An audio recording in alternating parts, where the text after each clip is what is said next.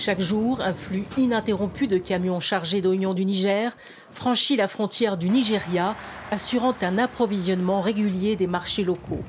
Depuis près d'un mois, le Nigeria sert de passerelle pour les échanges commerciaux entre les deux pays en crise via ce corridor alternatif Cotonou-Kandji-Segbana.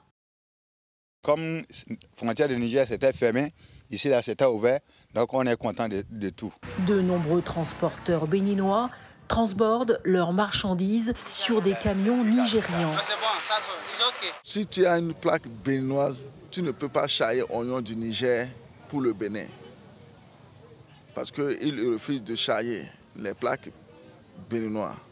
L'ouverture d'une nouvelle voie a permis à des camions restés bloqués pendant plusieurs mois durant à Malanville, ville frontalière entre le Bénin et le Niger, d'emprunter un autre trajet. On a fait 3 mois à Malanville avant de venir à la destination ici. Ce trajet entre le port de Cotonou et le Niger est plus direct et moins long.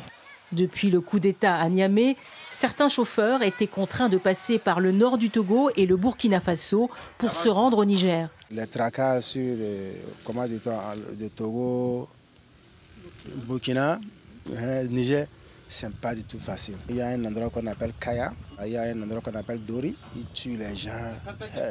Je ne peux pas parler même. Les transporteurs et les opérateurs portuaires se disent désormais soulagés.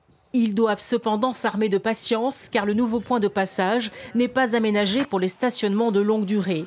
De même, les difficultés douanières au Nigeria dissuadent certains transporteurs. Non, au Nigeria, on ne peut pas passer au Nigeria parce qu'au Nigeria, c'est un peu difficile.